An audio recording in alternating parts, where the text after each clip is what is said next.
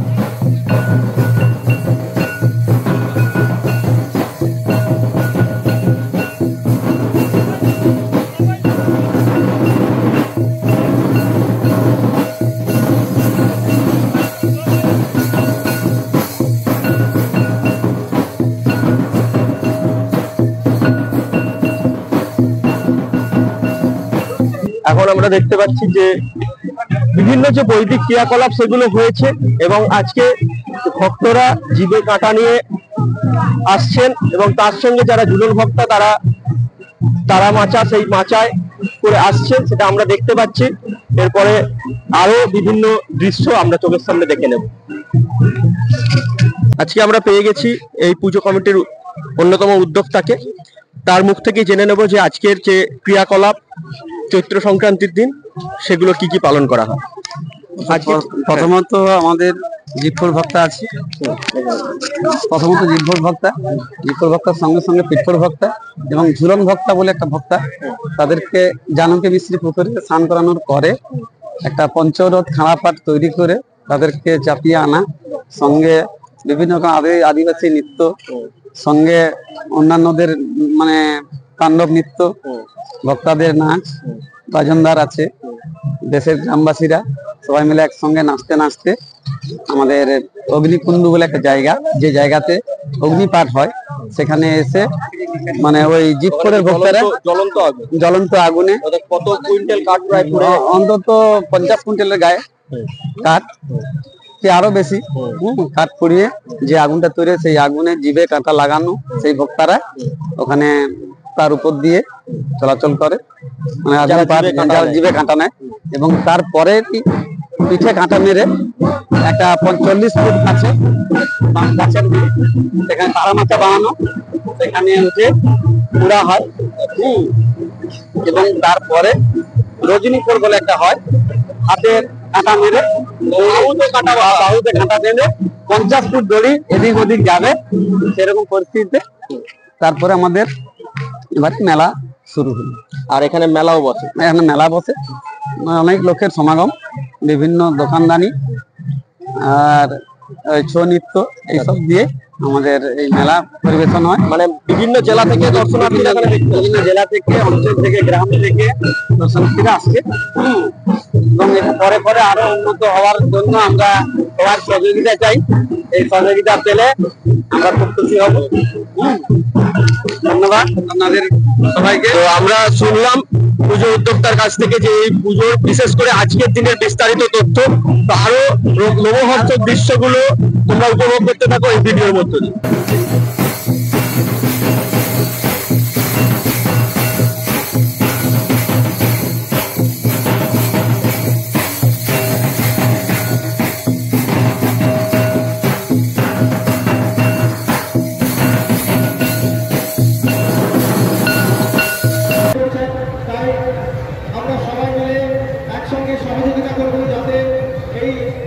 পুষ্পসজ্জিত পঞ্চপাঠটি সুন্দরভাবে মেলা প্রদর্শন করতে পারে, তাই কমিটি আমাদের অফিসের সামনে ভিড় করবেন না। আমরা আপনাদের অনুরোধ করছি অফিসে ছেড়ে দাঁড়াবেন এবং মেলার মধ্যে যে সমস্ত আমন্ত্রিত বিশেষ অতিথিরা এসেছেন অনুগ্রহ করে অফিসে এসে আসন গ্রহণ করুন। চক্রবর্তী গাজন কমিটির পক্ষ থেকে আপনাদের সাদর আমন্ত্রণ রয়েছে। সহকারী লোকনৃত্য এবং জিতপুর ভক্তগণ ওনারা মেলা প্রদর্শন করে আমাদের অগ্নিকুণ্ডে পৌঁছে গিয়েছেন। দেখুন শুরু হবে অগ্নিপাঠ, আমাদের হোটেলের সামনে রয়েছে ভয়ঙ্কর অগ্নিকুণ্ড। সেই